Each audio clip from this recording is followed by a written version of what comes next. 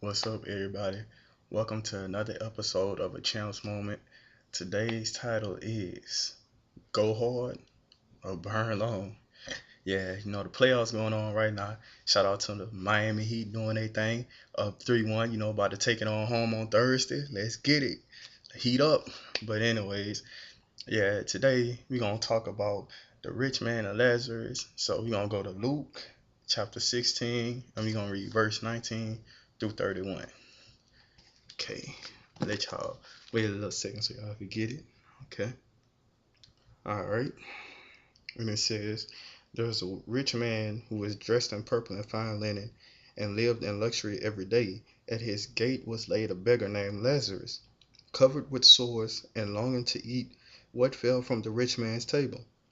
Even the dogs came and licked his sores. The time came when the beggar died, and the angels carried him to Abraham's side. The rich man also died and was buried. In Hades, where he was in torment, he looked up and saw Abraham far away, with Lazarus by his side. So he called to him, Father Abraham, have pity on me, and send Lazarus to dip the tip of his finger in water and cool my tongue, because I am in agony in this fire. But Abraham replied, Son, remember that in your lifetime you received your good things, while Lazarus received bad things. But now he is comforted here, and you are in agony. And besides all this, between us and you a great chasm has been set in place, so that those who want to go from here to you cannot, nor can anyone cross from over from there to us. He answered, Then I beg you, Father, send Lazarus to my family, for I have 5 brothers. Let him warn them, so that they will not also come to this place of torment. Abraham replied, They have Moses and the prophets. Let them listen to them. No, Father Abraham, he said, but if someone from the dead goes to them, they will repent. He said to them, he said to him, If they do not listen to Moses and the prophets, they will not be convinced even if someone rises from the dead. So yeah, that just talks about the rich man and Lazarus, and how basically Lazarus was basically just eating the scraps that came from the rich man's table. So the rich man was living that life while Lazarus was sitting there in need, and the rich man just like, yeah, okay, and just went about his life living a good life and not caring about those who are less fortunate. Which brings us to our topic today: go hard or burn long. Like I said, shout out to the Miami Heat doing their thing. But I just want to basically break down the Miami Heat. Basically, they're a dynamic offense, but even a better defense. But the key thing is they have to play together. See, when they began to play one on one, I was just watching it. And especially in the Indiana series, it was very evident. They tried to play one on one, try to do it by themselves. And yeah, it didn't work. But basically, when you try to play one on one, basically you're just selfish and you're blocking all your help. Like your help is right there by your side, but no, you try to do it by yourself. And when you try to play one on one, you get tired. What happens in the next game when your team needs you? You just burnt out and you can't do nothing. But when you play team ball, you open up other players and you get their confidence up as well. So when y'all like a well-oiled machine just driving. So just like LeBron, D Wade. Matter of fact, Chalmers and D Wade scored 25 last night to help LeBron out. So like I say, we gotta play as a team. Just like in this passage here, Lazarus was in help and the rich man was basically playing one on one. He eating good, living that good life while Lazarus sitting there, and yeah. And you see how it ended up. God looks out for those people who you push to the side, who you think you may not need, whose your blessing is in store for that person. Well, you need that person for your blessing. Many times we block blessings because we block our blessors.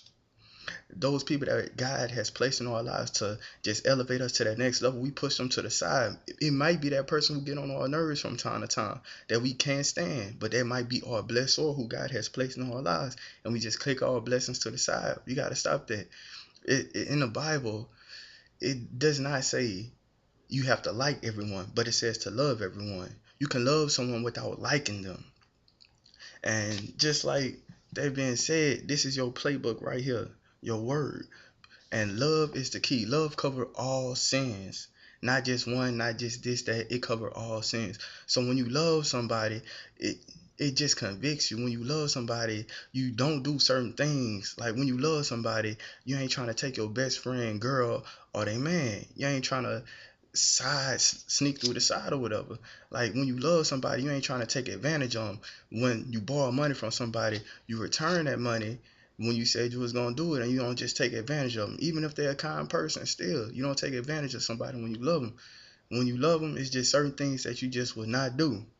Basically, we just gonna go on here, and basically we just have to stop criticizing people.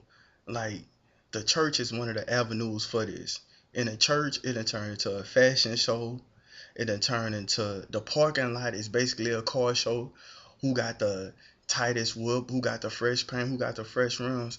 Really, all that stuff don't matter. Like I say, only what you do for Christ will last. You can't take your material stuff with you when you go to heaven. You can't take your bins. You can't take the stacks that you sitting on. None of that. Only what you do for Christ will last. So we got to stop criticizing people. When we see our brothers and sisters in need, whether it be they need prayer, whether they need a little cash in, maybe you worked a little overtime, you got a little extra cash in your pocket, and you see your people, fellow Christians, just struggling.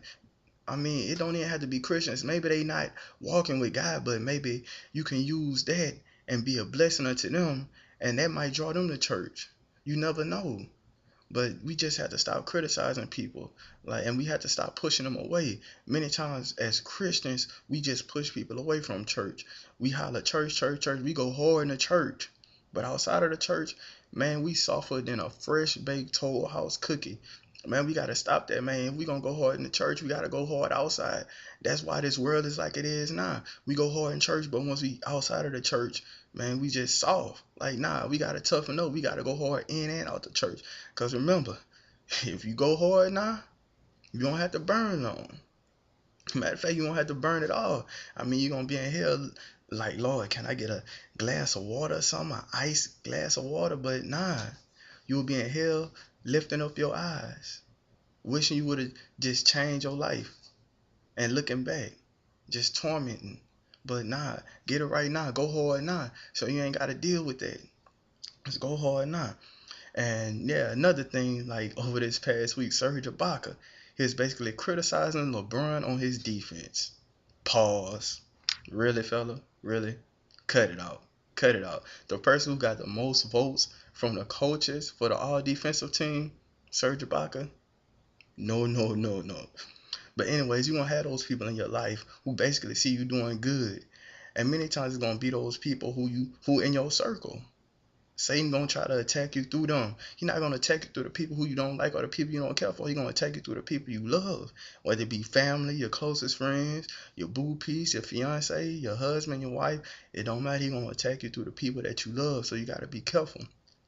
But yeah, they're gonna have those Serge Ibaka's that just come out there saying, basically, nah, they defense weak. Nah, they ain't about that life. Basically, I seen them in church going hard, but they still doing this and that outside of church. Nobody is perfect. But basically, just like the maturation of LeBron James, like last year, he would have responded to that. This year, nah, I ain't gonna worry about that. That's stupid. Like, stop worrying about what people gotta say. We only have to answer to one person, and he ain't on this earth. Like I say, we only have to answer to one person, and that's God, once he calls us home.